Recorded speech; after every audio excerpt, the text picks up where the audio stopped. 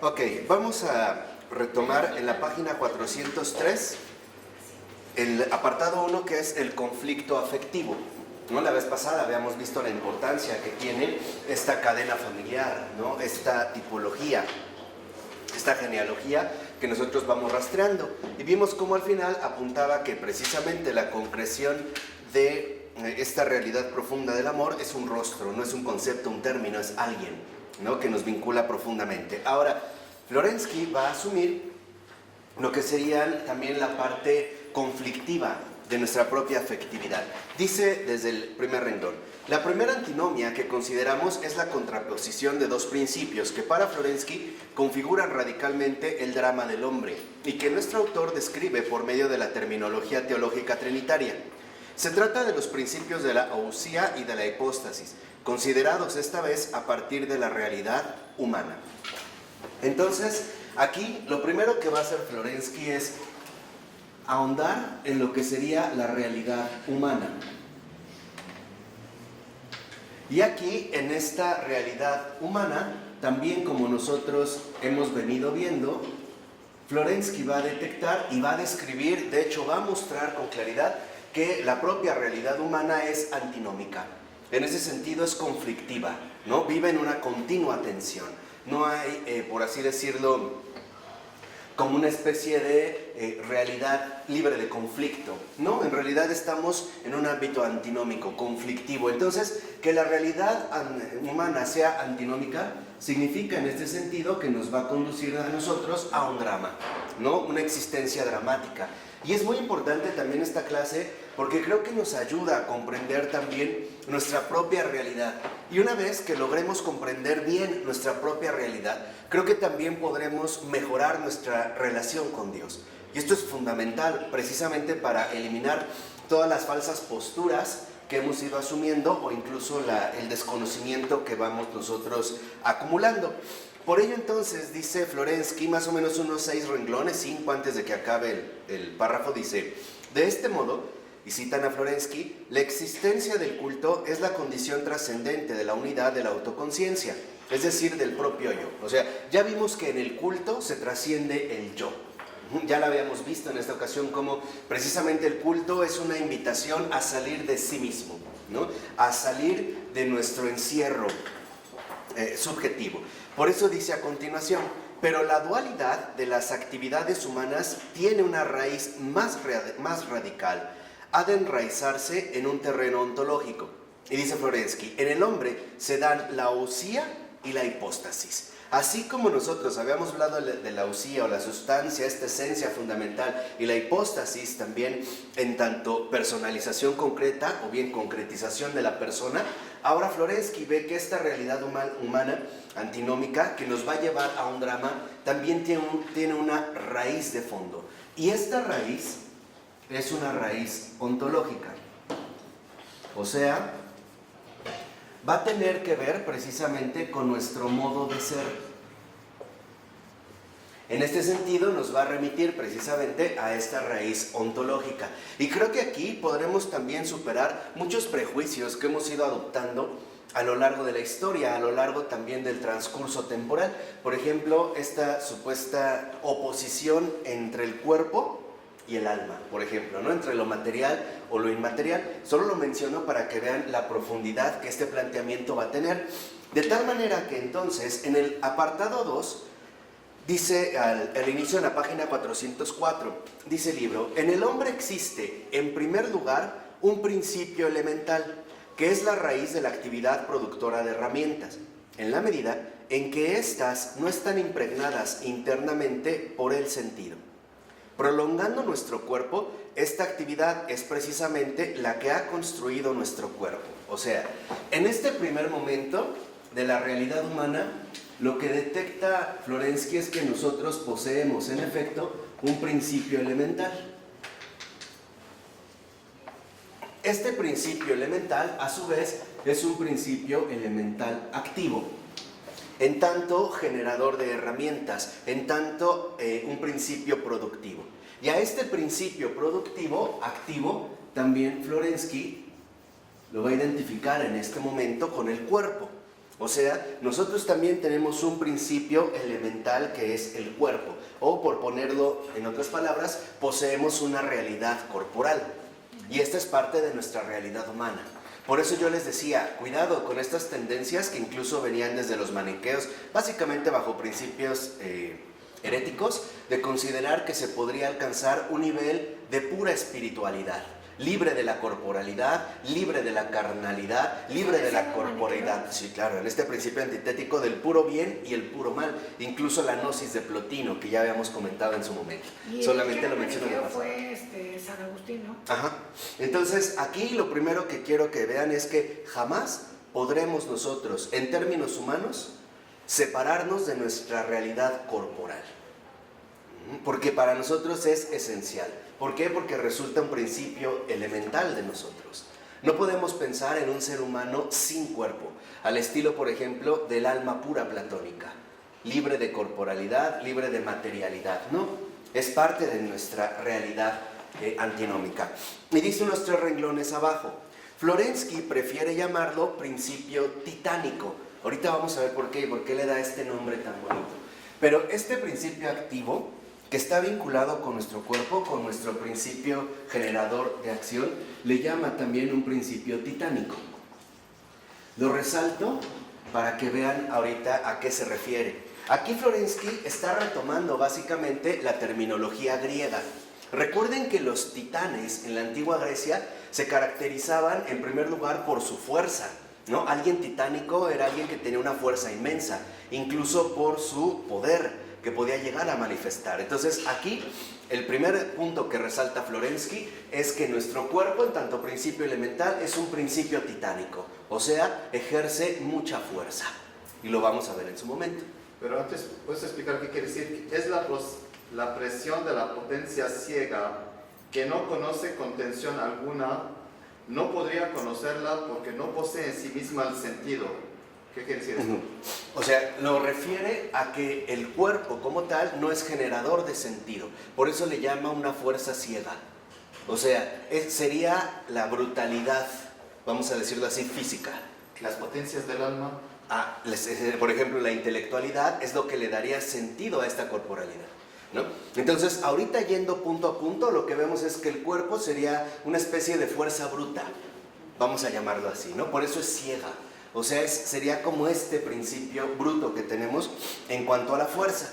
Por eso dice ahí mismo a continuación, donde había dicho que le llama principio titánico. Perdón, entonces no importa si soy alto o chaparro. No, nada, no tiene que ver absolutamente nada, porque se trata de este principio, ¿no? Aquí los grandes no nos llevan ventaja, ¿no? ¿Cómo medía la estatura de Napoleón? No de los pies a la cabeza, sino de la cabeza al cielo, ¿no? O sea, ahí. Dice a continuación, subrayando su relación con las profundidades vitales, o sea, con la tierra. Entonces, aquí Florensky ahonda y dice, bueno, este principio elemental activo, que es nuestro cuerpo, en tanto es titánico, también, vamos a decirlo así, está vinculado con la tierra. En este sentido, por ejemplo, la tierra es algo ciego. Vamos a suponerlo así, lo voy a poner en 2 ámbitos, para que vean el sentido cuando habla de esta fuerza ciega. Por ejemplo, la arcilla o la tierra, en realidad no tiene la capacidad inteligible para poder autoformarse. La tierra está ahí en bruto. Necesitaría un agente creador, ¿no? Que le impregne, que le dé este sentido. Nosotros lo vemos, por ejemplo, en el caso de los griegos, detectaban esta brutalidad ciega de la tierra al hablar de forma y materia, por ejemplo, en términos de Aristóteles, ¿no? La materia, para Aristóteles, va a decir, es algo ciego, algo que no tiene un principio intelectivo en sí mismo, requiere de otra cosa. Esa otra cosa es la forma. Y la forma solo se la puede dar una cierta inteligencia. Llevémoslo en un ejemplo muy sencillo, la plastilina. Si yo tengo una barra de plastilina, tendría la tierra ahí, ¿no? Nada más. Pero tendría que haber un principio creativo para darle una determinada forma. En el Génesis hay una alusión también a esta realidad. Cuando el Señor crea, en el relato de la creación dice que formó al hombre del barro, ¿no? O sea, algunos lo van a traducir también que lo va a formar de la tierra. O sea, nos está dando un principio elemental, pero le insufla su espíritu. Y esto es lo que la va a animar. Entonces, también nosotros poseemos un origen, vamos a decirlo así, de tierra. En este sentido, también nuestro principio es terrenal, o sea, esto no es algo que podamos negar, ¿no? Yo les había dicho, por ejemplo, San Pablo pudo haber sido arrebatado hasta el tercer cielo, pero cuando regresó sigue caminando a 2 pies, ¿eh? O sea, no podemos evadir este principio titánico. A eso es en este sentido a lo que se refiere. Dice a continuación, es un principio impersonal en el hombre, que está siempre en rebeldía, y además en una rebeldía insensata, porque en él mismo no se encuentra la razón y el sentido. O sea, este principio titánico que está vinculado a la tierra, siempre se está presentando, por así decirlo, en rebeldía, ¿no? Es una fuerza rebelde, titánica, o vamos a ponerlo de esta manera, siempre nos está haciendo, por ejemplo, la guerra, ¿no? Se opone a nosotros porque incluso no posee este principio elemental, la razón. Y es lo que a veces nosotros podríamos decir que es lo que nos arrastra hacia los impulsos ciegos, ¿no? Lo que, por ejemplo, los griegos llamaban pasiones. Para los griegos, el hombre irracional es el que se dejaba arrastrar por sus pasiones, o sea, el que perdía de vista el principio racional, el que perdía el juicio en un momento, por ejemplo, de ira o de angustia o de tristeza o de enojo.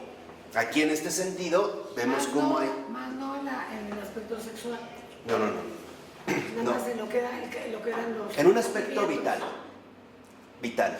O sea, es que lo que pasa es que nosotros hemos asumido muchos prejuicios desde la modernidad, pero hemos llegado a suponer que, por ejemplo, las pasiones únicamente están vinculadas con la voluptuosidad sexual. Y no es así. Este es un prejuicio psicológico. Cuando se hablaba de pasiones, se hablaba de un principio vital que estaba en pugna con la razón. Un ejemplo muy sencillo, a lo mejor... La ira va contra la razón, pero nos vemos arrastrados a la ira. O sea, a pesar de que nosotros, ¿no? Queremos a veces como dominar estas fuerzas titánicas que nos invaden, a veces la verdad es que la razón se muestra bastante impotente. O sea, tú puedes decir, bueno, es irracional gritar, pero terminamos gritando. O sea, es este principio vital que nos mueve con una fuerza, ¿no? Una fuerza rebelde, titánica, que incluso en muchas ocasiones nos llega a dominar, ¿no? Nos llega, en este caso, a arrastrar. Entonces, esta rebeldía muestra ausencia de razón. Ahorita hemos ido rescatando poco a poco los aspectos positivos de las doctrinas antiguas, ¿no? Al menos de las doctrinas paganas. Veremos en su momento que también se pueden hacer algunas críticas al respecto. Y dice a continuación, en definitiva, este principio, dice Florensky, es como impersonal la pura potencia, en la cual está el principio de las cosas. Es el abismo originario, es la presión ciega. Entonces, en un primer momento, esta rebeldía tiene 2 características. Uno, es una fuerza, ¿no? Nos sentimos movidos por esta fuerza de la tierra, esta fuerza titánica que a veces nos arrastra, ¿no? Como a lo mejor alguien casado que de repente se siente atraído hacia otra persona, ¿no? Terrenalmente, aunque su razón le indique lo contrario, hay un conflicto. Y 2, dice Florensky, es una presión ciega. O sea, en este sentido, nuestra realidad terrenal en efecto nos presiona. Ejerce una presión concreta. Incluso nosotros podríamos decir, ejerce una grave potencia, en el sentido de gravedad. O sea, nos recuerda en este sentido también de qué estamos hechos. No, por mucho que nos elevemos a las alturas celestiales, seguimos siendo tierra, ¿no? Polvo y ceniza. Y sentimos esta fuerza de gravedad que nos vuelve a atraer, a rebajar. Dice, se trata de un principio genérico, el genos, la fuerza generadora de la estirpe. Entonces, dice Florensky, esta fuerza y esta presión ciega que ejerce la tierra, a su vez, es lo que nos va a llevar a nosotros a la generación de la estirpe. Hoy nosotros le llamamos simple y sencillamente reproducción sexual, ¿no? O como también le gustaría quizá llamarlo a Freud, los impulsos, los instintos sexuales, ¿no? Hoy, por ejemplo, a partir de Freud, y de hecho ya quizá un poco antes Schopenhauer, algunos otros empezaban a hablar de los instintos como de una fuerza ciega. La diferencia es que Freud no le va a llamar ciego, le va a llamar inconsciente. O sea, algo que precisamente escapa a tu lucidez, pero que te está afectando. En este sentido hay que reconocerlo, Freud tiene razón. Sí hay estos instintos, esto es cierto. El problema es reducirlo todo a estos instintos. Eso no es así. Pero al menos el diagnóstico de Freud es acertado. Sí hay, lo voy a resumir brevemente, sí hay fuerzas irracionales que nos afectan y que nos afectan profundamente. A ver. Fuerzas irracionales que no son de la razón, o sea, que no vienen del hombre. No, sí, vienen del hombre, pero no precisamente de su razón. Vendrían de su principio titánico, o sea, de su realidad corporal. Los introyectos también. De la Tierra, por ejemplo. A ver, no, yo no entiendo. Sí, o sea, en el caso de Freud, es para decirlo, en esta fuerza, esta presión ciega, hoy a veces a este principio activo titánico de rebeldía le solemos llamar instintos. ¿Por qué instintos? Porque estos instintos no pueden ser controlados por la razón, sino que es una fuerza que de hecho muchas veces va a ir en contra de la propia razón. Y es así como va a manifestar su rebeldía. Volvemos otra vez la ira, que es un coraje espantoso, Okay. unas ganas de venganza, y que en un momento dado está fuera de la razón, porque esta persona que se está perdida totalmente en el enojo, pues no está pensando. No está pensando, pero sí está siendo afectado por una presión ciega. Claro. En este sentido, hay algo que le está generando esta fuerza. La envidia, el coraje, lo que quiera. Por ejemplo, a esto hoy, les decía en términos más modernos, le suelen llamar instinto. ¿Por qué? Porque está colocado en un nivel de profundidad distinto al nivel racional. Por eso, por ejemplo, para Freud era tan importante el conducir la teoría psicoanalítica a los fondos del inconsciente. Por eso es la interpretación de los sueños, o sea, acudir a una lógica que no es la lógica de la conciencia, de lo lúcido, o en términos griegos de lo apolíneo. Por eso también Florensky está mencionando lo apolíneo y lo dionisiaco. Para los griegos, para que esto también quede más claro, bueno, ahora sí, ¿ahora? Sí, pero perfecto. Ahora, para los griegos, Apolo representaba el orden, lo que nosotros podríamos llamar la lógica. Lo apolíneo era lo que tiene un orden que entonces es equiparable con el ordenamiento propio del pensamiento, o sea, la transparencia lógica. En cambio, su opuesto, Dionisio era caos, era una fuerza que rebasa precisamente los órdenes básicos de la mera razón. Por eso, digamos, en las celebraciones dionisíacas se podía promover ante todo el exceso, ¿a través de qué? De la borrachera, por ejemplo, y después de ahí pasar a la orgía.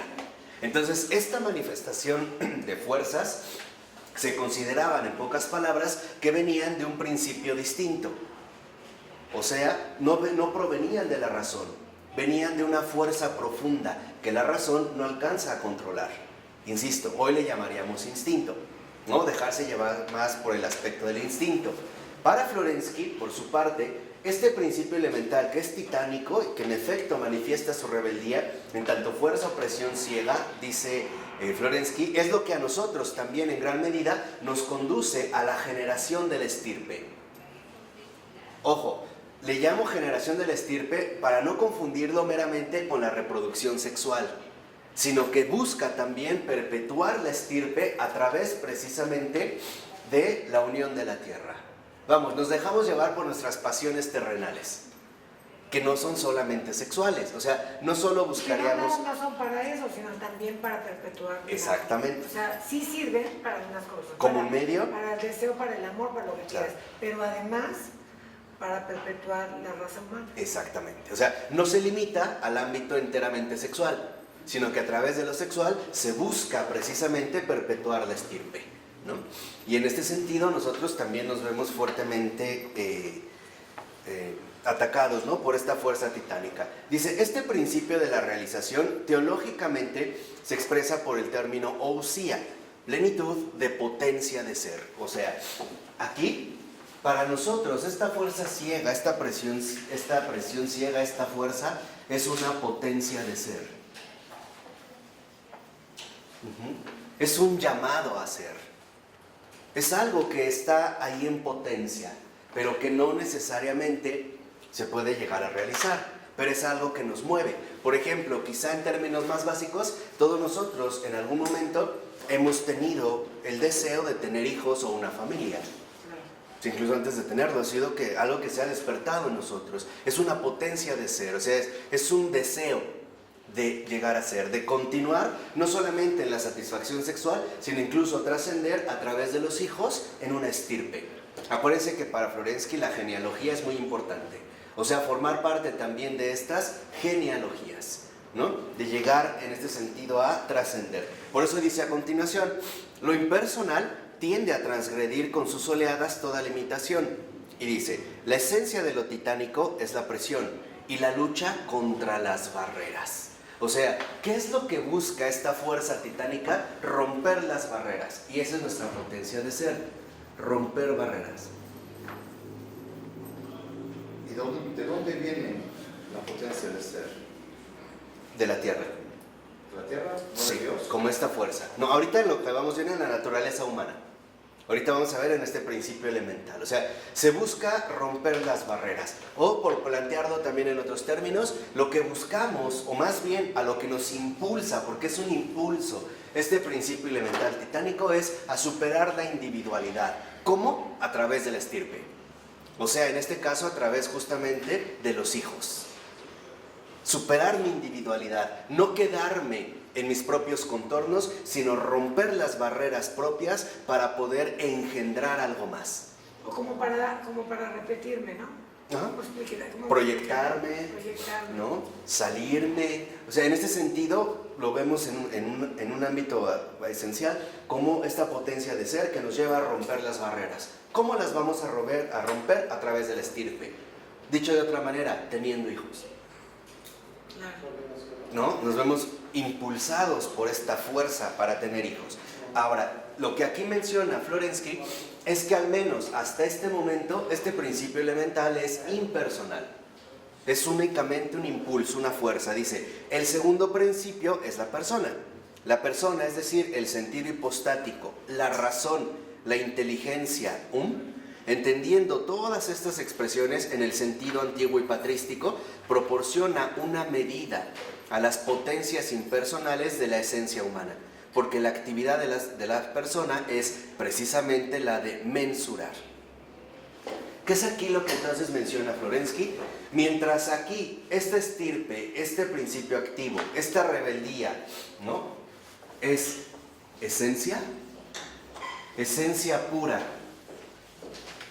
de potencia de ser, de llegar a ser. En cambio dice ahora Florensky, pero nosotros regulamos esta fuerza a través de la hipóstasis, o sea, a través de la regulación o del control, de la medición, de la mesura de este principio elemental. Y ahí es donde entra la razón. ¿Qué es lo que hace ante esta fuerza impersonal, ante esta esencia? Pues ahora la persona lo que va a hacer es aportar su inteligencia. Y esta inteligencia va a ser una inteligencia medidora. O sea, le va a dar orden.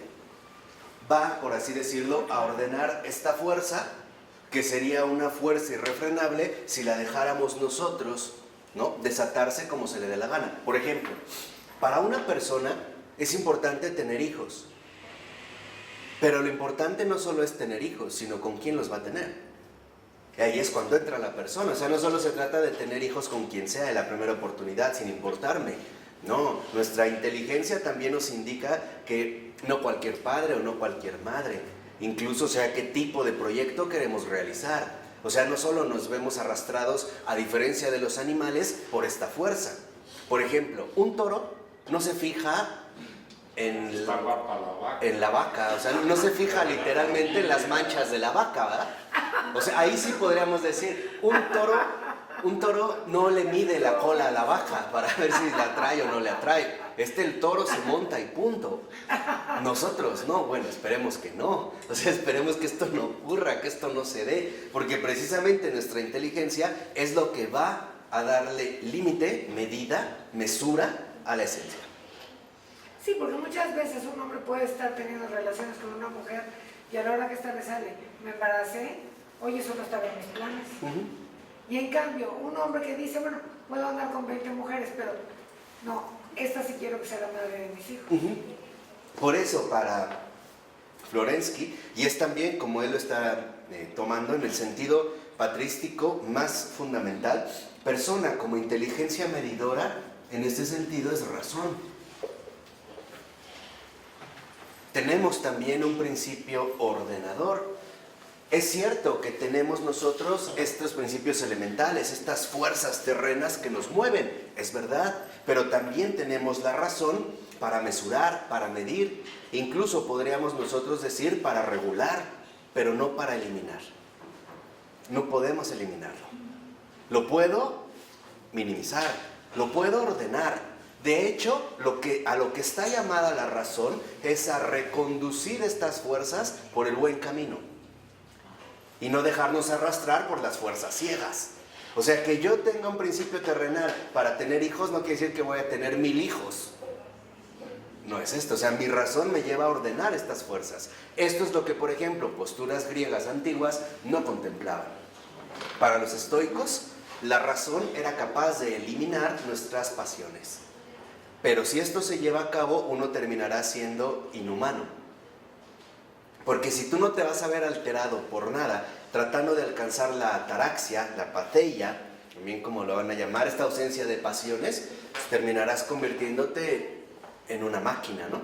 En un ser enteramente frío, que trata de ir incluso contra su propia naturaleza. Entonces, lo fundamental no es eliminar estas fuerzas. Lo fundamental es formarlas, orientarlas precisamente por el camino correcto. No dejar que estas fuerzas hagan lo que quieran. Y para eso es que tienes tu razón. Por eso es antinómico. Claro, porque están en lucha. ¿Qué es lo que quiere literalmente esta fuerza ciega terrenal? Llevar a cabo rebeldía. Que se haga lo que él dice. La razón, lo que va a poner aquí es orden. Va a decir no. Aquí es donde nosotros, en efecto, sí podemos dar una medida, una reorientación. No dejarnos ir por nuestros principios elementales, sino también conformarlos a la razón. O sea, darles forma, digamos, para llevarlo hacia este punto. Nosotros podremos decir que nuestro cuerpo, en cuanto tal, es una realidad humana.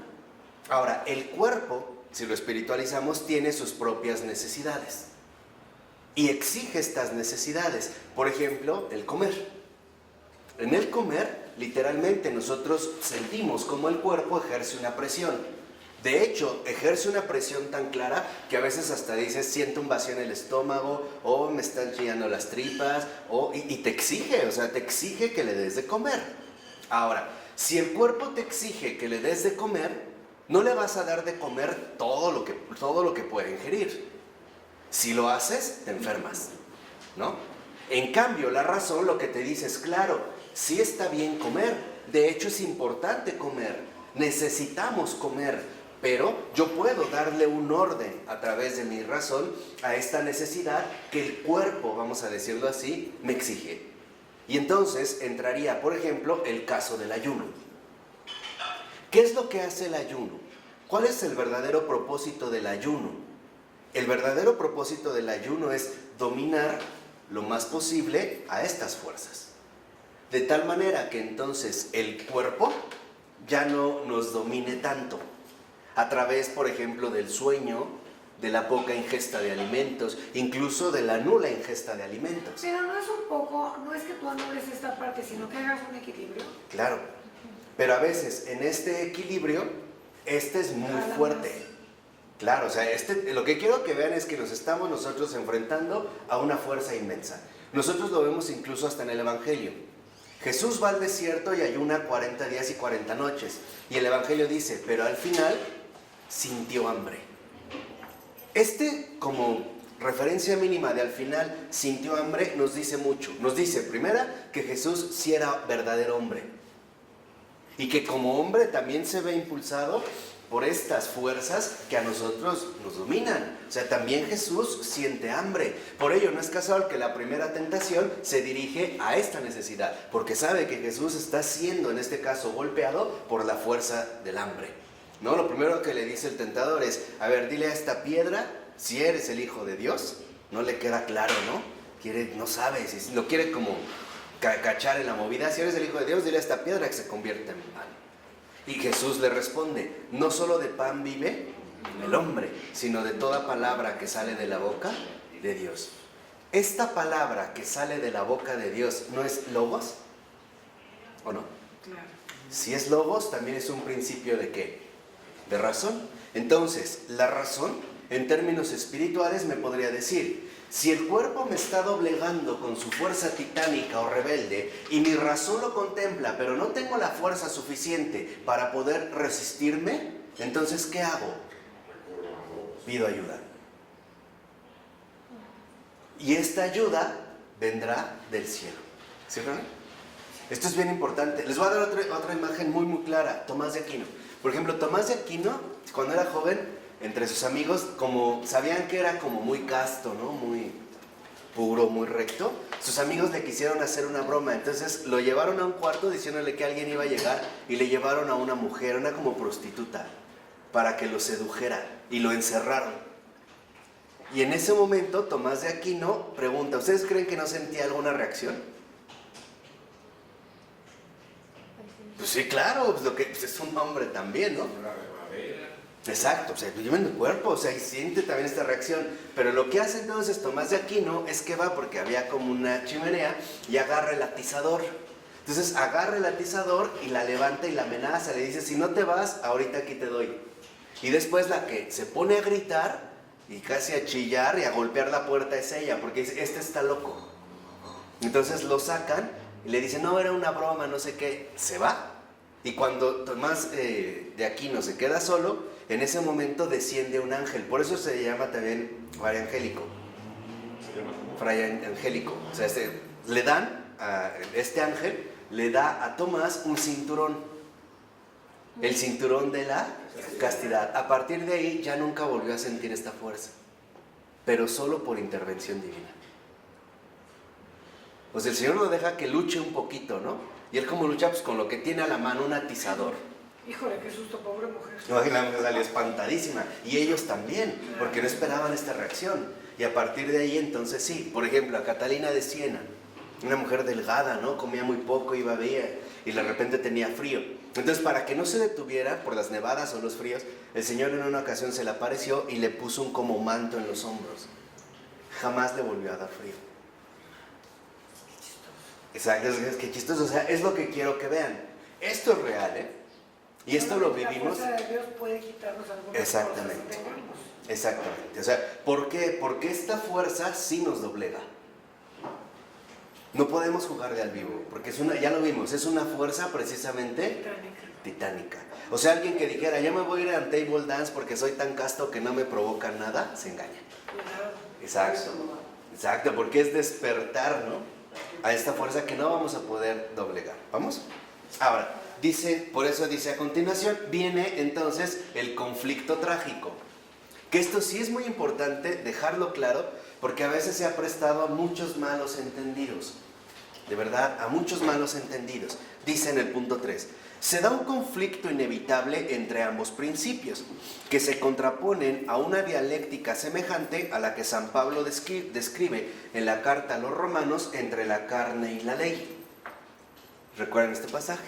Donde San Pablo incluso dice, no hago el bien que quiero, sino el mal que no quiero. Y él siente como la carne, ¿no?, le exige algo que su razón condena.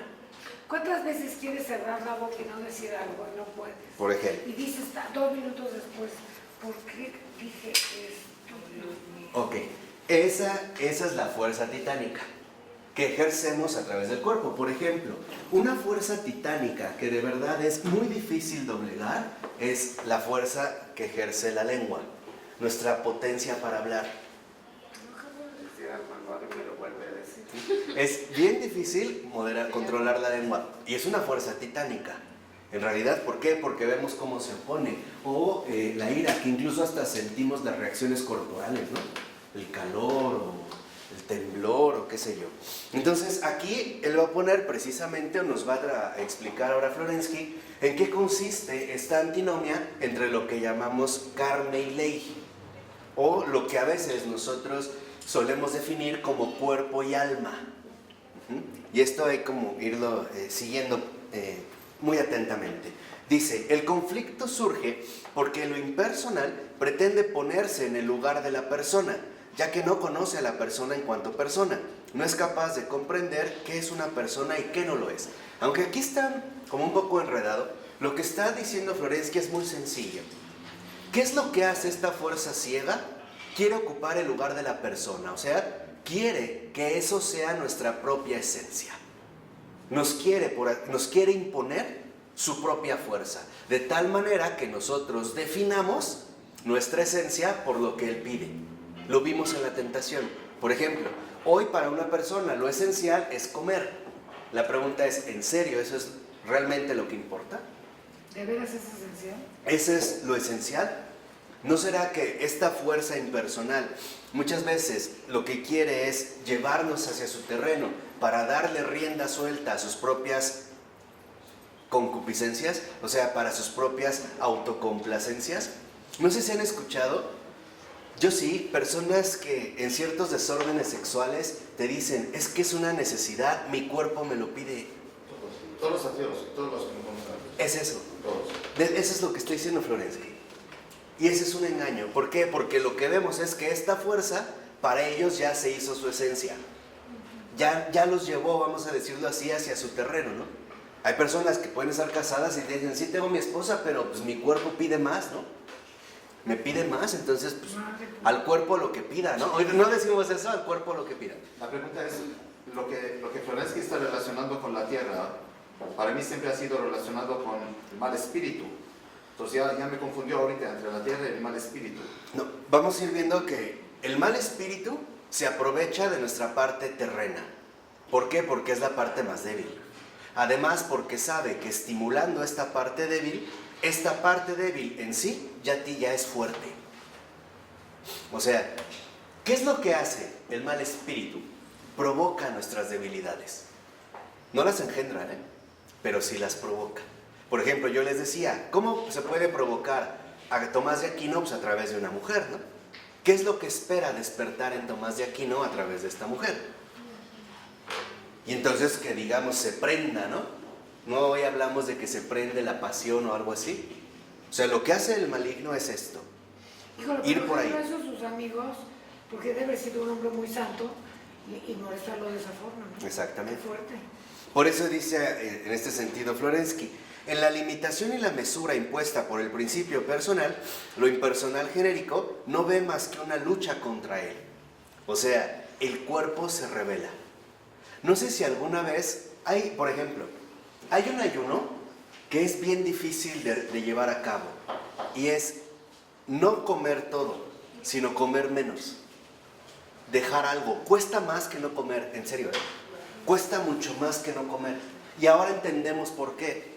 Porque si tú empiezas a comer, lo voy a poner en términos muy sencillos, si tú empiezas a comer, le das cuerda al cuerpo. Y entonces el cuerpo te va a pedir ¿qué? Más. Si tú lo cortas, el cuerpo se prende, se revela, te reclama. Incluso te puede llegar a reclamar, ¿no? A través de molestias que ya no solo serían estomacales. Puede venir un mal humor, puede venir un cansancio, puede venir hasta un dolor de cabeza y cosas así por el estilo, ¿no? Entonces, lo central es que nosotros veamos en este sentido cuáles son los principios que en efecto nos conforman, ¿no? O, por mencionar otro caso, por mencionar otro ejemplo, con los jóvenes. A lo mejor es muy común, o en una pareja entre un hombre y una mujer, que si se empiezan a besar y a tocar, el cuerpo reacciona. Y ya el cuerpo quiere más, quiere todo. Si le dices que no, como que viene o una frustración o un enojo. Hoy hasta decimos ridículamente, entonces ¿para qué prendes el boiler si no te vas a meter a bañar y cosas así? Pero lo que en realidad nos está a nosotros luchando es nuestros principios vitales, ¿no? Lo encendimos y entonces lo que siente el cuerpo, en pocas palabras, es una guerra. Y en efecto en nuestra naturaleza, en este sentido hay una guerra. Otro ejemplo. Si ya estás dormido y querías descansar y alguien te para rápido en pleno descanso, te molesta. Te molesta. O sea, y si ya estás descansando y alguien llega y te párate, ¡pum! Viene esta reacción. ¿Por qué? Porque el cuerpo ya estaba cómodamente descansando. Por eso ahora entienden por qué antes, por ejemplo, los monjes, o tal vez algunos, dormían sobre tablas o sobre piedras o no tenían almohada. Era esto, para que no se dejara, para que esa fuerza tuviera menos influencia sobre ellos. No la van a anular, pero sí la van a quitar. O sea, la van a mermar, la van a mesurar, la van a disminuir. Ahí tenemos a un San Benito, ¿no? Por ejemplo, el caso de San Benito es extraordinario porque el maligno lo tentaba demasiado. Por eso el Señor le dio una gracia extraordinaria a San Benito. Todo el que traiga una medalla de San Benito no es tocado por el maligno, ¿eh? Y es en serio. No debemos, y este es como también el programa de Agustín. A mí me encanta el programa antropológico de Agustín porque es muy sencillo. En realidad, el programa antropológico de Agustín se resume en 3 palabras. Conócete, acéptate, supérate. Ese es el programa antropológico de Agustín, ¿eh? Por eso es un gran conocedor. Ese es su programa. Conócete, ¿no? Acéptate, supérate. Por eso lo que nos va a insistir y nos va a recordar Florensky, a diferencia del mundo contemporáneo, es que la realidad humana requiere disciplina.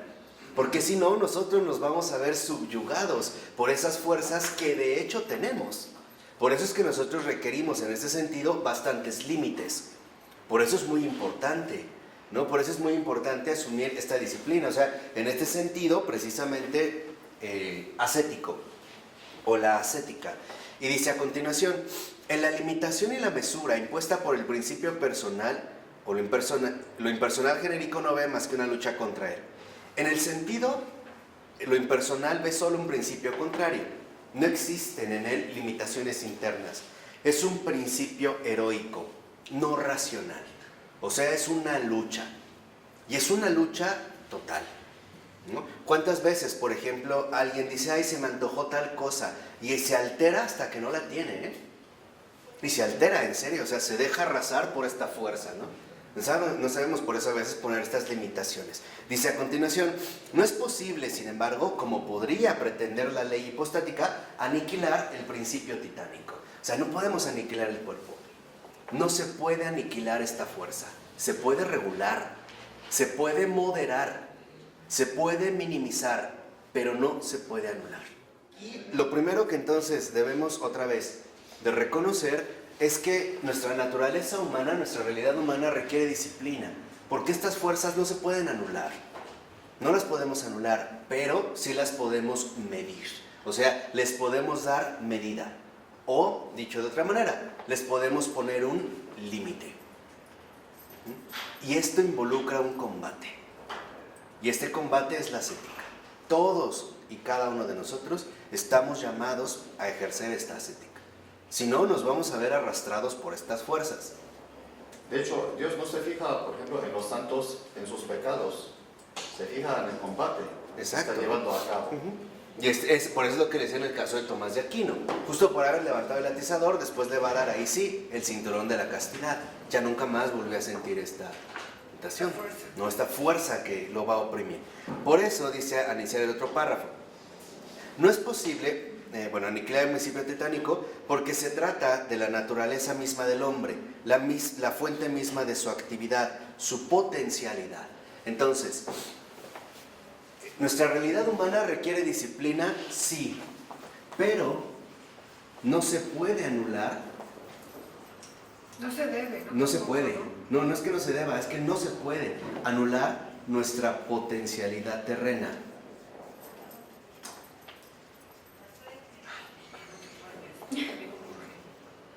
No podemos nosotros anular por completo nuestra potencialidad terrena, porque entonces no seríamos humanos. Lo que sí puedo es tratar de limitarla al mínimo.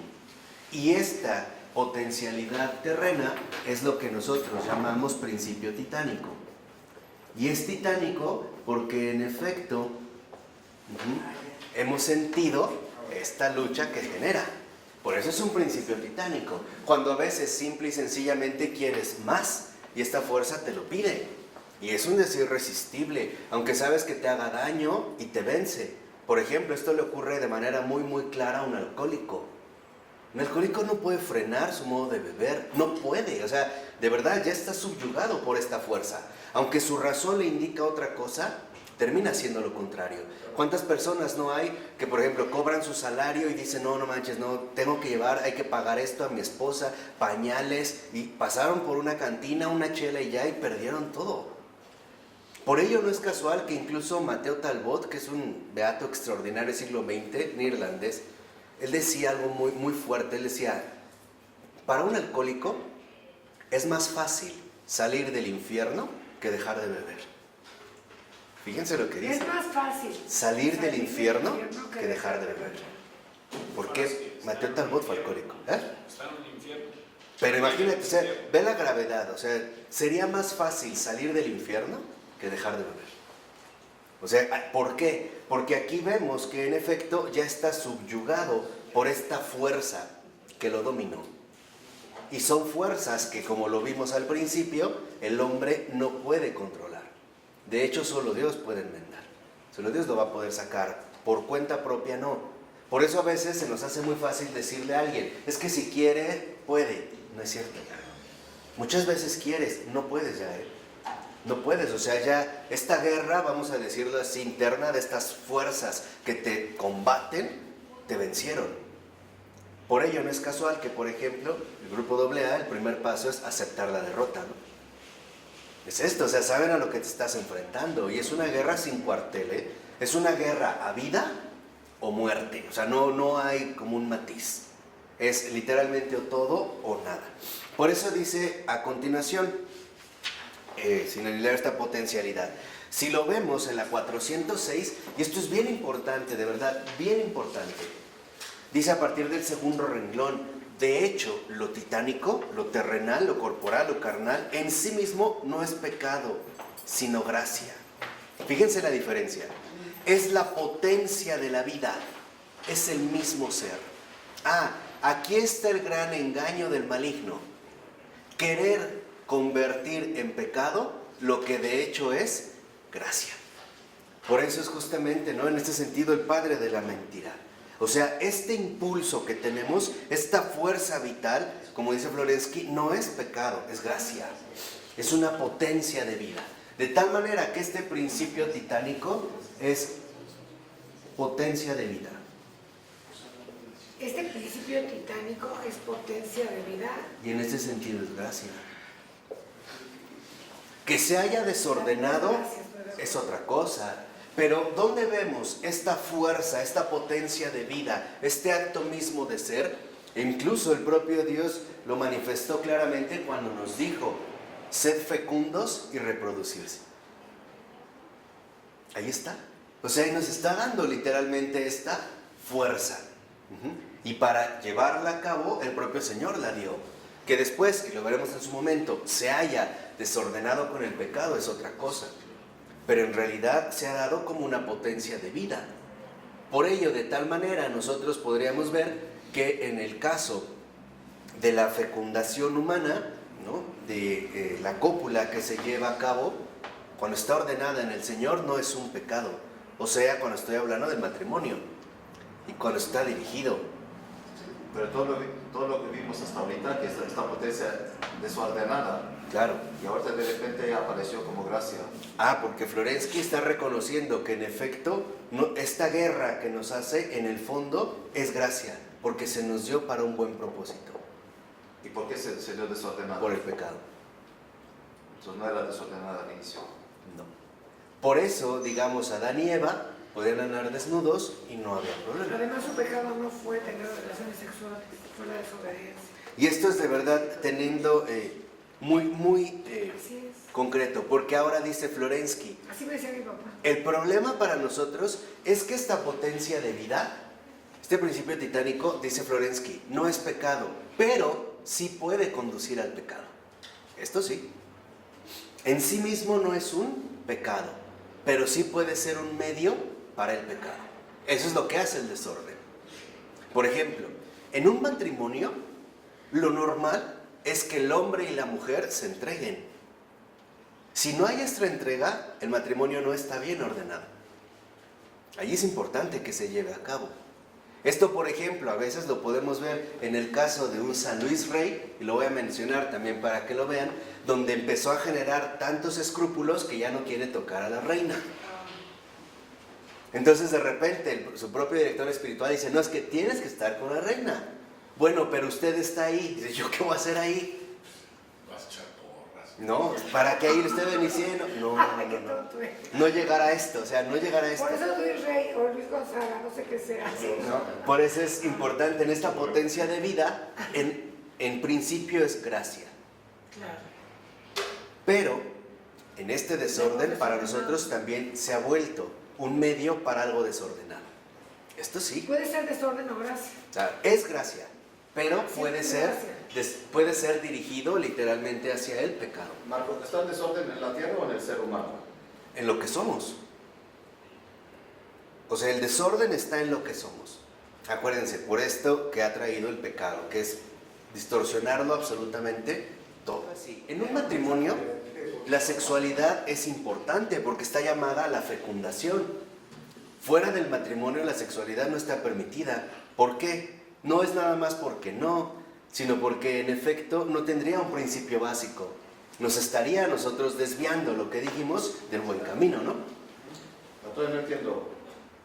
¿Está el desorden en el ser humano? Bueno, pero ¿está el desorden también en la tierra o no está en la tierra? ¿En la potencia terrenal o en el ser humano solamente? Ah, ya te entendí. No, está en el ser humano. ¿Por qué? Porque el ser humano, como lo vimos, posee esta razón para poder reencauzar esta fuerza. De tal manera que entonces se nos da esta potencia de vida, esta gracia, pero nosotros la podemos utilizar como un medio para pecar. Por ejemplo, decir, bueno, el Señor me dio genitales, pues los uso. Cuando quiera y como quiera y con quien quiera, ¿no? Para eso me los dio. No, no es cierto, no fue para eso. Aquí es cuando en efecto se empiezan a desordenar las cosas. Por eso dice a continuación, ciertamente es lo que conduce al pecado, reconoce Florensky, pero teniendo en cuenta que también el bien es realizado por la misma fuerza elemental. O sea, esta potencia de vida, gracia, para nosotros es desde el principio importante. Es importante, o sea, el Señor nos las ha dado con un propósito. Y este propósito no es una realidad pecaminosa, que ese era a veces también el problema, por ejemplo, de los puritanos. El llegar a considerar que incluso el hecho de tener genitales ya es pecado. No es cierto. ¿Qué se relaciona? Eso no es el pecado, o sea, ahí no está el pecado. El pecado no está ahí. Por eso cuando una persona dice es que las relaciones sexuales es pecado, no es cierto. Eso no es pecado. Vamos a aclarar en qué contexto y en qué situación esencial. Y está dado por Dios. Claro, y el fundamento bíblico es lo que el Señor dijo al terminar su creación. Y vio Dios y vio que era muy bueno. O sea, todo lo que Él nos dio, todo lo que poseemos, en principio es muy bueno.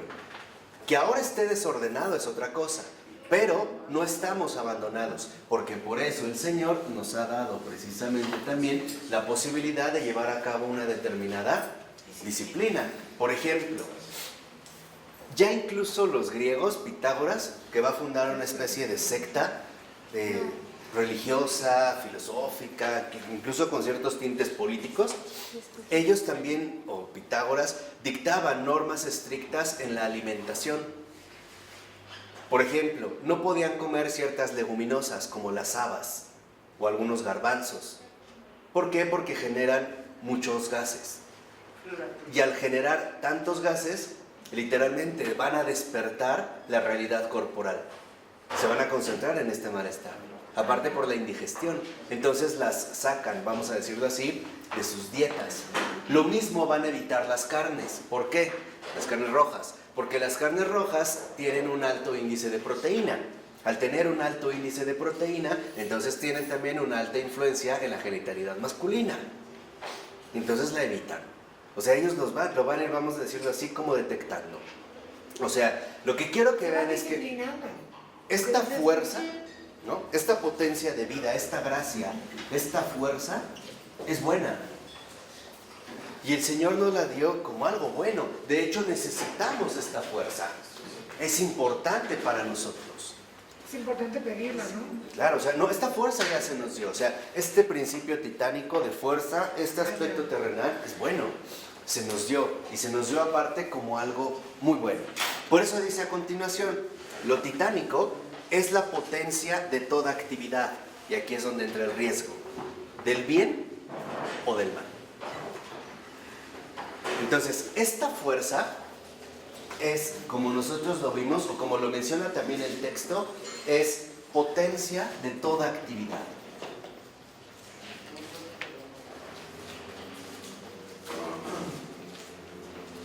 Y aquí vamos a ir otra vez nosotros haciendo referencias. Esta fuerza que se nos dio, esta fuerza generadora, esta fuerza de estirpe, esta fuerza también titánica, es potencia de toda actividad. Toda actividad. Y esto quiere decir que también al ser potencia de toda actividad, puede estar dirigida al bien o al mal.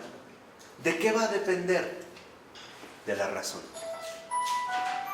Por eso es que la razón justamente lo que va a buscar es mesurar este ímpetu que brota en nosotros. Si el Señor no nos hubiera dado esta fuerza, seríamos prácticamente estériles y no podríamos desarrollar ningún tipo de actividad. Es un don. Claro.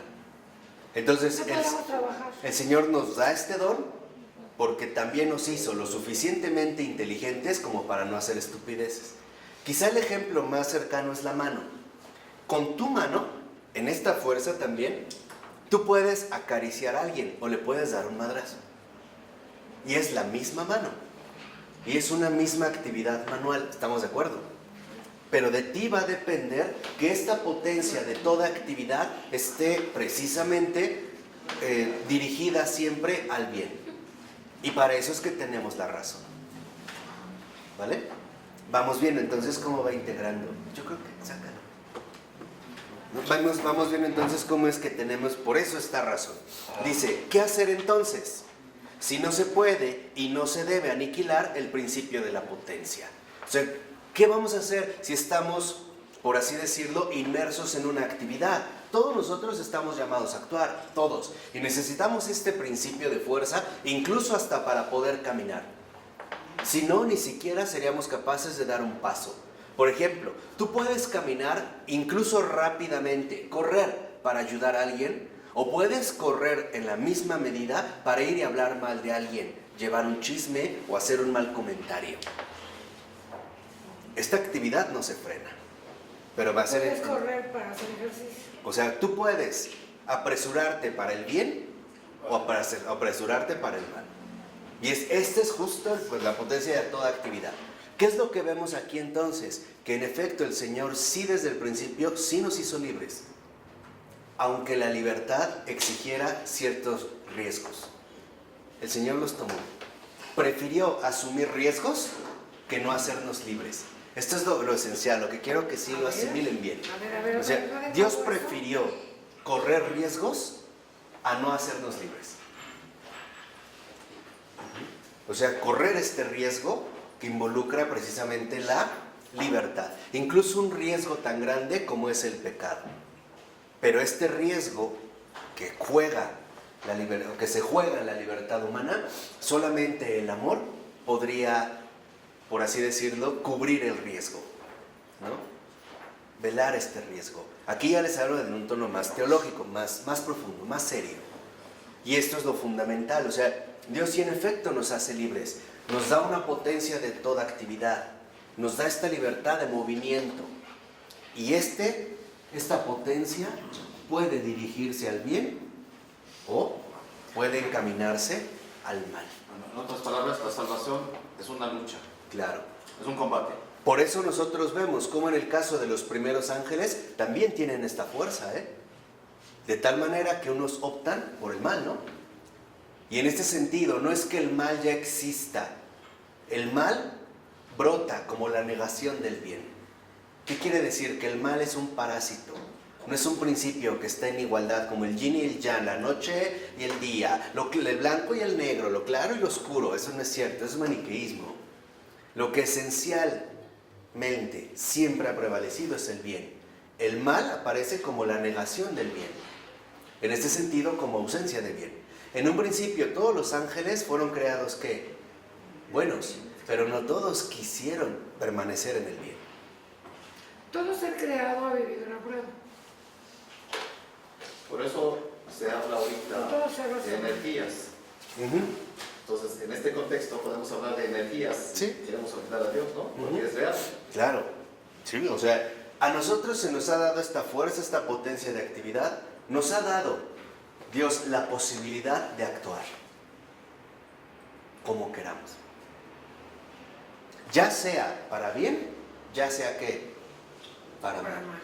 El caso de los ángeles es claro. Prácticamente ellos tuvieron esta opción y tomaron su decisión. Y nosotros también, en este sentido, estamos llamados a tomar justo esta decisión. Se vino al peligro. Claro. Y es aquí donde el Señor, y vuelvo a insistir, iba a correr los riesgos, ¿no? Y los corrió. Y vimos lo que le costó la libertad de su criatura. Por eso ahora fíjense, dice el texto, ¿qué hacer entonces? Bueno, Florensky invita a reconocer la dimensión más radical de este conflicto, instaurado en la estructura misma del hombre. Seguramente, de todas las antinomias expuestas por nuestro autor, esta es la que más radicalmente afecta a la trama de la salvación.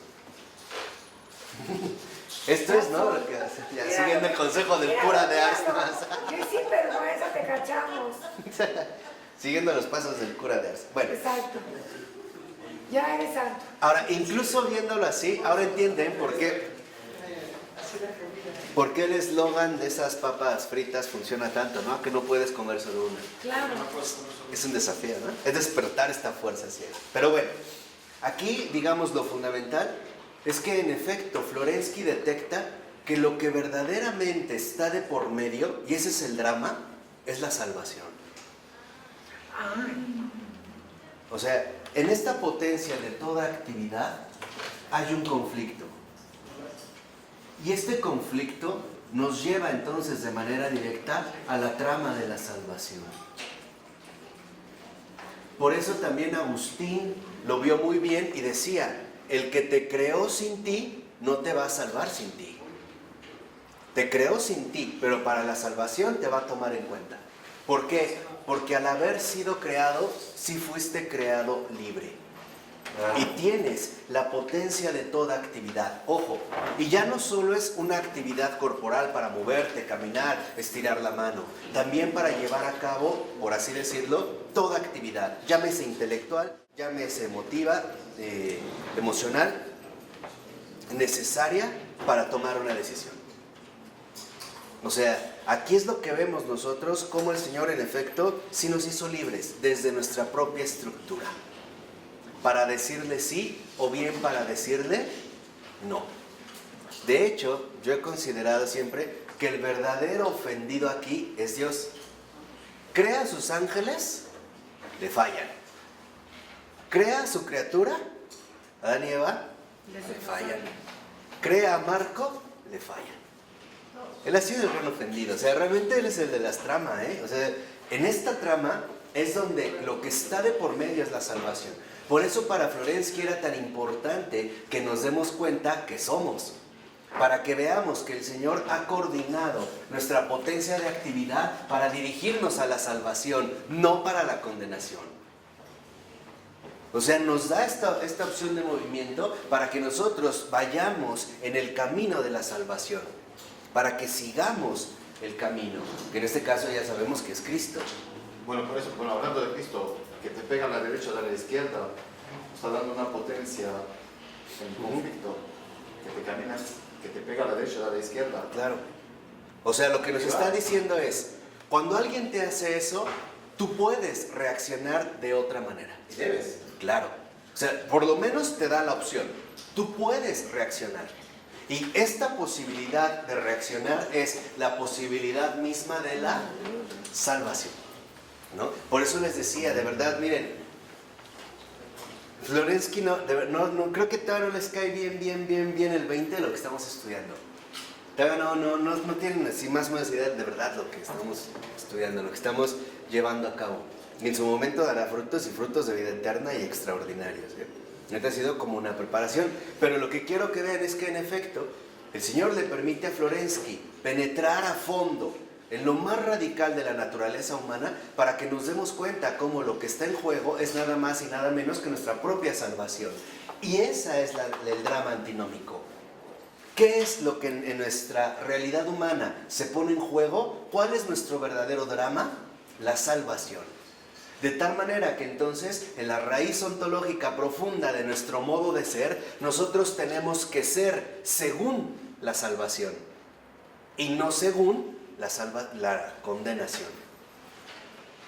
¿Sí? Tenemos que ser según la salvación, Claro. y no según la condena. Claro.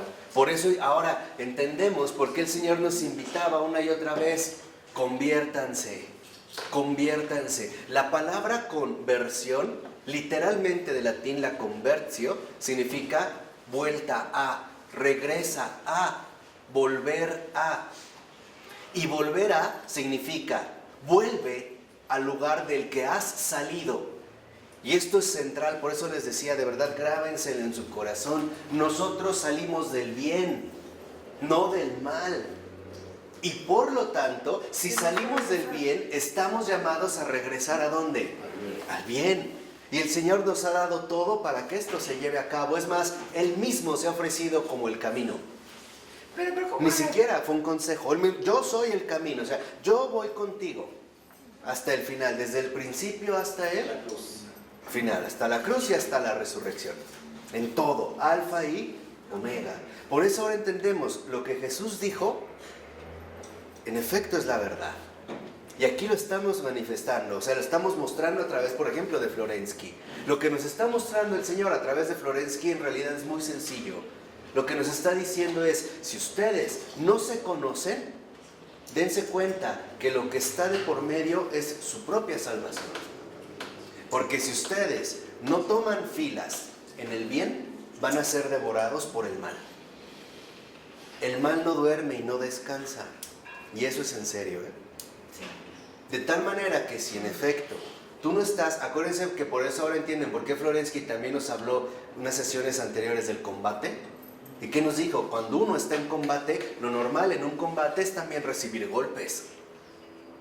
Porque en efecto, y se los digo claramente, cuando uno ha decidido seguir a Cristo, el infierno le ha declarado la guerra.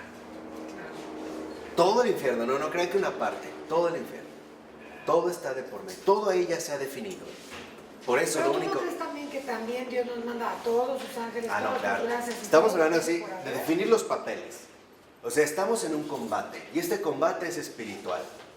Sí, claro. El combate no es tanto de decir si tú eres creyente o no creyente, eso no es el combate.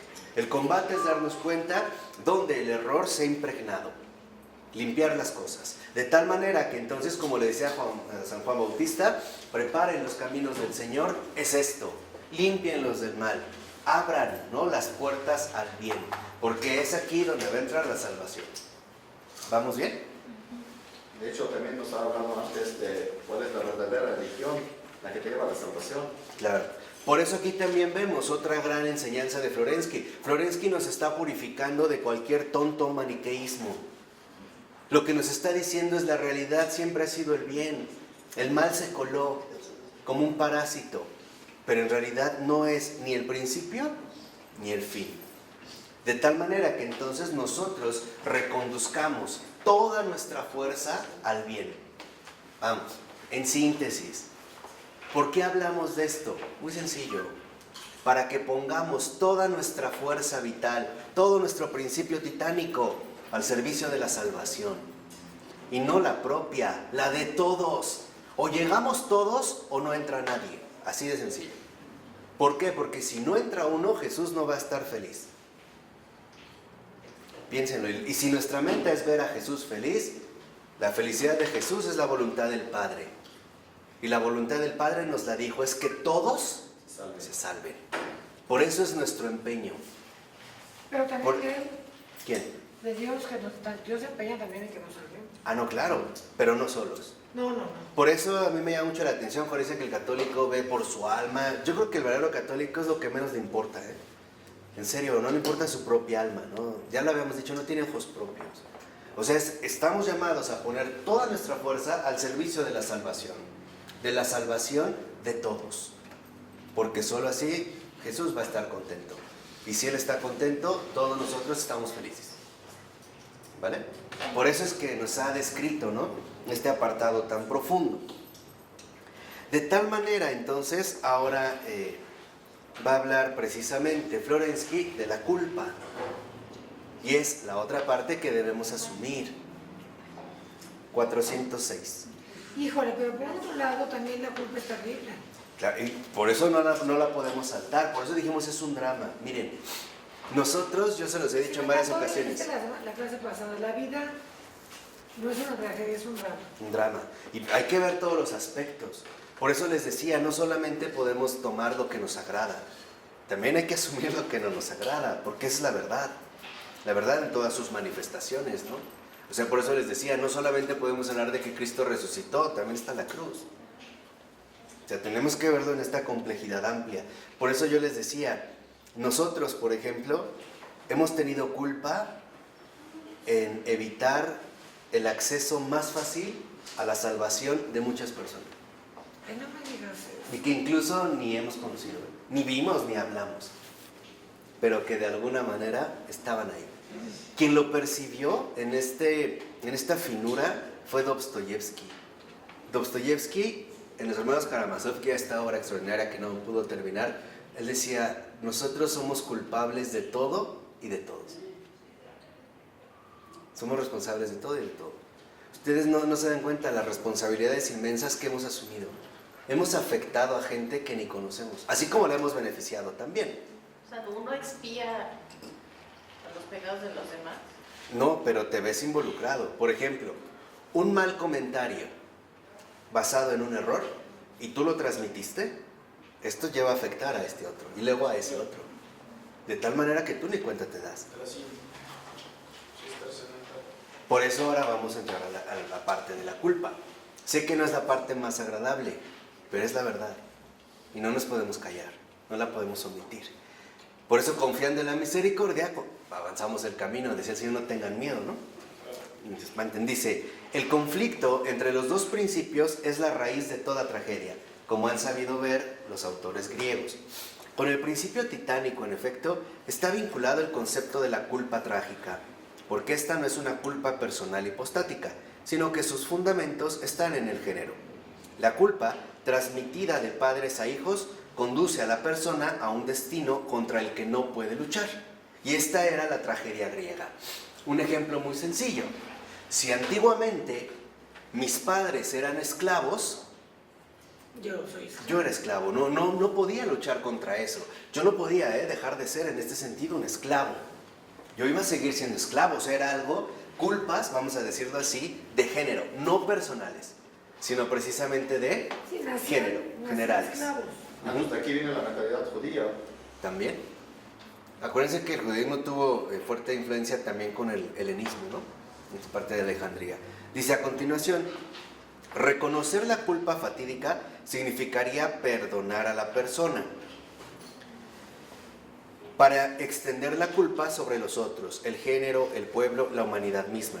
Pero esto no solucionaría el conflicto, porque la culpa radica en la potencia de la usía, no transfigurada. O sea, la culpa no es genérica, la culpa es personal. Que tú te pudiste haber visto condicionado por ciertos factores, pero esto no te obligaba a que tú tomaras la decisión. Acuérdense de las excepcionalidades históricas que vimos la semana pasada. Dijimos que aunque yo venga de una familia de ladrones, no significa que ya estoy obligado trágicamente a ser un ladrón más. Yo podría ser una excepción.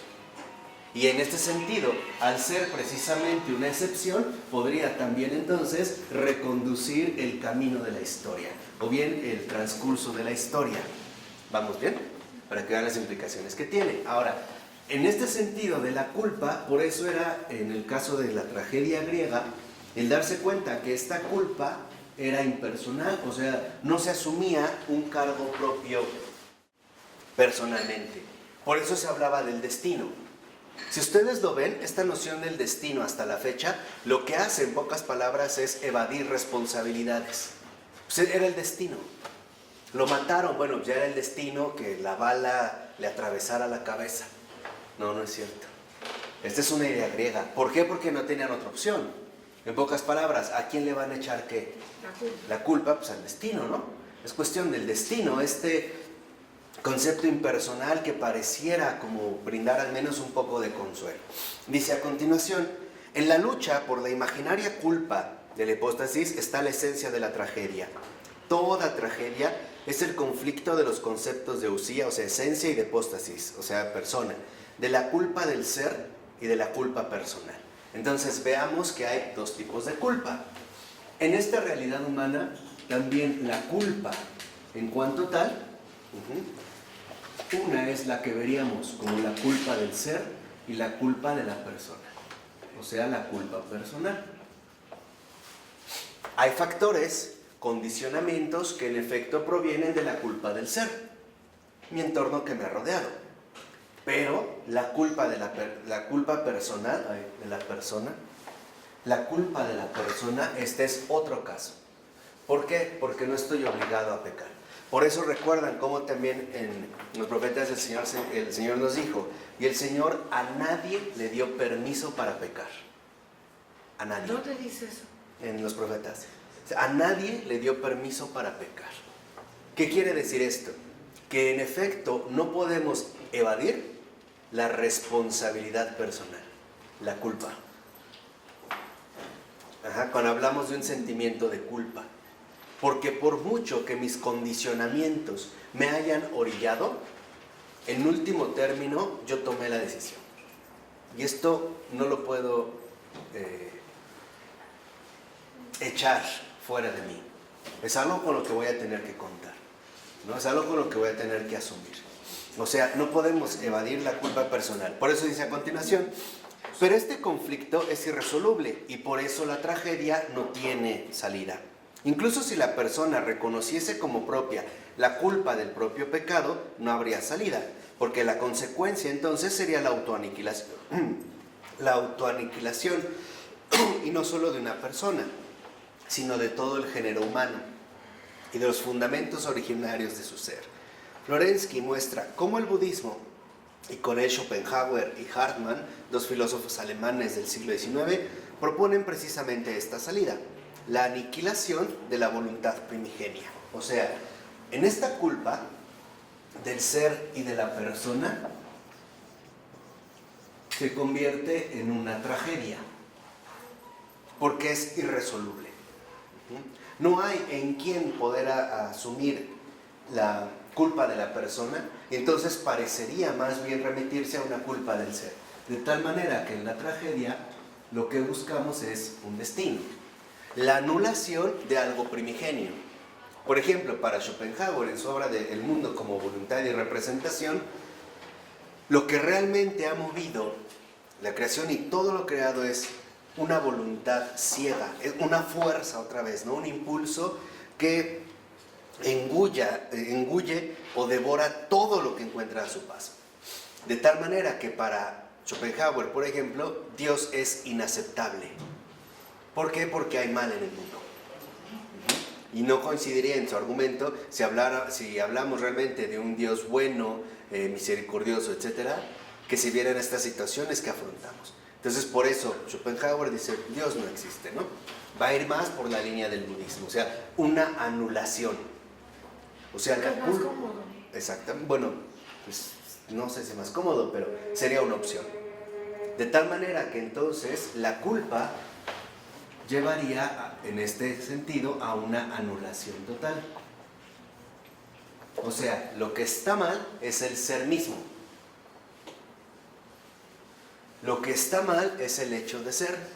¿Quién quizá retomó este planteamiento griego en el siglo XX? Jean-Paul Sartre. ¿Qué es lo que hace Sartre? Precisamente decir, es que la existencia en sí misma es náusea. Porque el problema no es cómo existir, el problema es existir en sí mismo. De tal manera que entonces hay algo más primigenio de donde procede toda esta situación. Y entonces las cosas se invierten. Porque esta anulación total, en último término, ¿a dónde nos va a conducir? A la nada. Y por eso es la relación con el budismo. Llegar a esta nada donde ya no hay ningún tipo de individuación particular, ya no hay un yo, un tú, un esto, un aquello, un aquí, un allá. Simplemente ya no hay nada. Y entonces parecería que en efecto, llegando a este extremo de la nada, anularíamos entonces la culpa, ¿no? ¿Vamos bien? Por eso dice en la 407, la solución no puede pues provenir de una aniquilación de la potencia ni de una destrucción de la persona. El equilibrio de la vida exige una síntesis entre los dos principios, y esta síntesis, que trasciende los términos racionales de cada principio en sí mismo, no puede ser más que espiritual. Entonces, ¿cómo nos va a sacar Florensky de la nada o de esta anulación total que habíamos planteado aquí a través de una síntesis espiritual?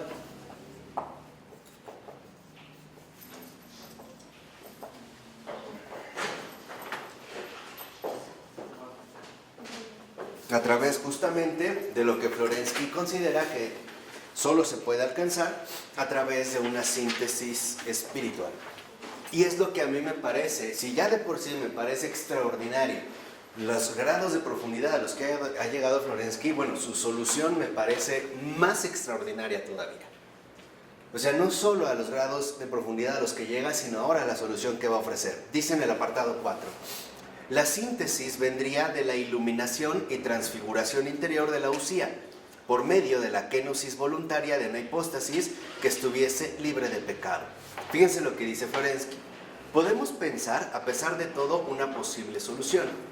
Si una persona que ni siquiera hubiese comenzado a mancharse en las redes del pecado hipostático personal, tomase sobre sí el destino de la culpa esencial de la voluntad humana y lo hiciese voluntariamente, iluminando con la luz del sentido en sí misma la indómita usía humana, entonces sería eliminada en un único punto la tragicidad de la misma existencia humana. Es decir, la naturaleza humana sería salvada del ímpetu del propio ser. En este lenguaje que propone Florensky, que es muy denso, lo que va diciendo es, solo Dios podría salvarnos. Y lo hizo. Pero aquí dice, al menos se podría aceptar una posición. Aún ahorita, solo Dios nos puede salvar. Y sería salvada entonces la realidad humana del ímpetu del propio ser. O sea, del egoísmo, del yo, de nosotros mismos. De hecho, la salvación, que dijimos que es lo que está de por medio, no crean que solo es la salvación al final, la salvación del después. No, es también el ser salvado de uno mismo. O sea, el ser salvado de esta desorientación que tenemos hacia el mal y por lo tanto hacia la condenación. De esta, vamos a decirlo así, este ímpetu o esta fuerza que a veces nos doblega precisamente hacia el pecado. Entonces, lo primero también que va a hacer el Señor es salvarnos de nosotros mismos.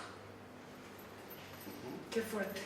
O sea, nos va a salvar de nosotros mismos porque, de hecho, esto sería el principio para poder llevar a cabo esta obra. Transfigurar toda nuestra realidad, transfigurar toda nuestra esencia. O, por ponerlo ya en términos mucho más sencillos, haciéndonos cristianos, haciéndonos hijos suyos. ¿Vale? Por eso dice a continuación, esta ha sido la obra de la hipóstasis que ha cargado con el pecado del mundo, transfigurando en sí mismo el fondo vital y encarnando en él el sentido absoluto, Cristo Jesús. Entonces fíjense, no aniquilación por tanto, sino transfiguración kenótica. Mientras que aquí la nada de la anulación se veía como una aniquilación, el Señor en esta síntesis espiritual no va a hacer una aniquilación, no destruyó a su criatura, pero lo que sí va a hacer es una transfiguración.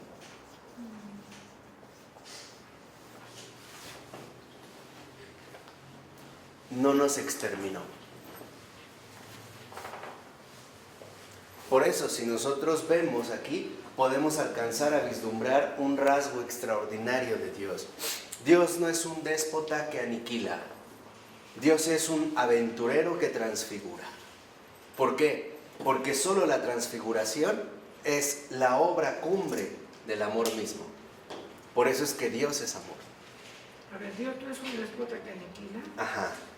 Así como otro, que esto no lo quiero y córtalo, o córrelo, o tíralo, o pega. No. Es literalmente, ¿no?, un aventurero que lleva a cabo la obra de la transfiguración. Y esta obra de transfiguración únicamente la puede llevar a cabo el amor. El problema es que es invisible. Claro. Si Jesús hubiera sido un iluminado más, Un aventurero que lleva... no hubiera hecho nada. Nada, no hubiera cambiado nada. Nos hubiéramos seguido dirigiendo directamente a la aniquilación. En este sentido, lo que vemos es que el Señor en esta transfiguración amor nos da entonces esperanza. Él es el que ha llevado realmente a cabo la obra. Por eso dice a continuación, solo esto podría constituir la única salida, porque lo titánico no es solo fuerza del pecado, sino también y sobre todo fuerza de la vida, y sin él la misma vida no podría existir. Ahora fíjense lo que hace el Señor en su transfiguración. Ahora va a tomar esta fuerza, ¿no?, que a nosotros nos lleva al pecado, y ahora la va a transfigurar de tal manera que lo titánico, la fuerza impersonal que vimos al principio, que ahora lo titánico esté al servicio del amor. ¿Cómo vamos a ver esta transfiguración? Y de hecho Schopenhauer lo persiguió, y aquí hay que reconocerlo también a este filósofo. ¿Cómo se va a ver la transfiguración de lo titánico, de esta fuerza en el amor? Porque la transfiguración de lo titánico y en el amor va a ser precisamente hasta dar la propia vida, o sea, el martirio. Ahora ya no se trata de aniquilar la vida o tratar de conservarla, sino que ahora se trata de donarla, de ofrecerla, de no guardársela para uno mismo. Ya no se trata, incluso el cristiano, y esto es esencial tenerlo claro, el cristiano no vive, se desvive, se desgasta en el mundo, como una piedra contra las olas del mar. Llegan los oleajes, la tempestad, le pega, la pega, pero al mismo tiempo la pule. ¿Han visto, no?, estas piedras pulidas por el mar, qué suaves quedan? Esa es la manera en la que el Señor va obrando, ¿no? Llegan las olas, pero te van puliendo. Entonces, lo titánico ahora se ha vuelto literalmente en una fuerza de caridad. Es la fuerza viva del amor que llega hasta el extremo de dar la propia vida. Pero aquí entra mucho la libertad. Claro, pero es esta libertad que el Señor nos ha recuperado. O sea, ahora el Señor, en lugar de aniquilarnos, vamos a ponerlo así para que vean cómo es un gran aventurero y un gran loco. Por eso el Señor ahora lo que va a hacer es aniquilar nuestro propio ímpetu de aniquilación y destrucción. Al destruirlo. Ahora, ¿cómo va a aniquilar nuestro ímpetu? Con el amor. Con el amor. Lo va a aniquilar, lo va a transfigurar, lo va a asumir y va a aniquilar este ímpetu, ¿no?, de muerte, para ahora promover un ímpetu de vida, y no solo de vida, sino de vida eterna. Por eso podemos entender por qué ahora, de manera extraordinaria, yo no sé ustedes, pero esta clase a mí en particular me ha encantado, pero maravillosa. Yo creo que es de lo mejor que el Señor nos ha dado, ¿eh?